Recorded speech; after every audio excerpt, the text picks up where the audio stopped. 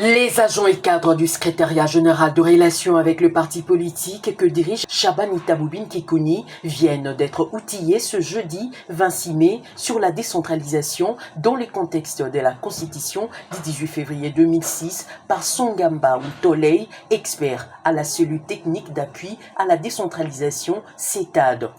En croire ce dernier, la Constitution du 18 février est caractérisée par une répartition claire de compétences entre le pouvoir central et les provinces. Parmi ces décentralisations, celle la plus connue, c'est d'abord celle de 1982 du professeur Mbundawe.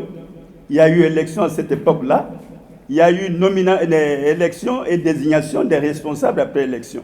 Mais malheureusement, c'était le contexte du parti-État, du monopartisme, qui était l'impair. On donnait de la main gauche, on récupérait de la main droite.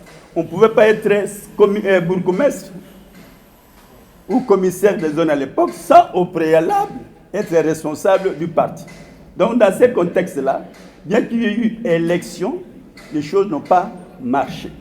Le feu président Kabila nous a pris le décret de loi de 81, le 2 juillet 1998, portant organisation territoriale et administrative de la République démocratique du Congo.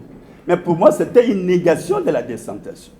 Parce que toutes les conditions pour la décentralisation n'étaient pas réunies. Du gouverneur jusqu'au chef de groupement, tout le monde était nommé. Il y a eu des problèmes. Le Congo s'est versé dans la guerre. Et cette guerre est connue de tous. Nous sommes toujours dans cette turbulence-là de guerre. Les forces vives de la nation se sont réunies en Afrique du Sud. C'est ce qu'on a qualifié le dialogue inter-congolais, pour réfléchir sur les voies qui devaient permettre de replier l'unité nationale. Et en 2012, je crois que c'était le 17, il y a eu l'accord qui était trouvé entre toutes les forces vives de la nation. On devait élaborer une nouvelle constitution et installer un nouvel ordre politique.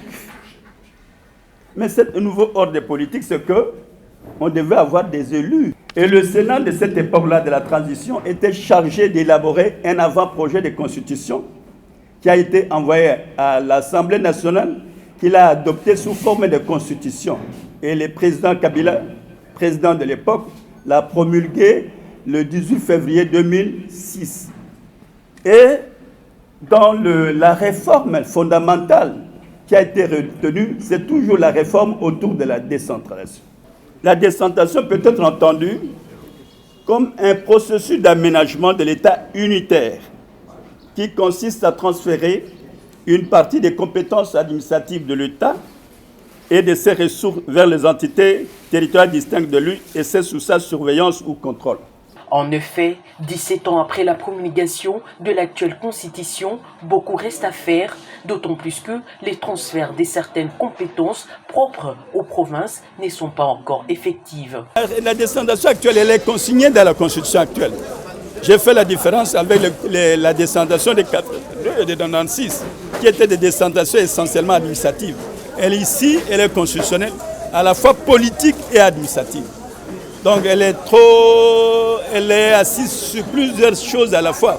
Elle est politique en ce qui concerne l'organisation des provinces. Parce qu'aujourd'hui, les provinces sont des institutions politiques. C'est qu'on n'a pas des entités territoriales décentralisées.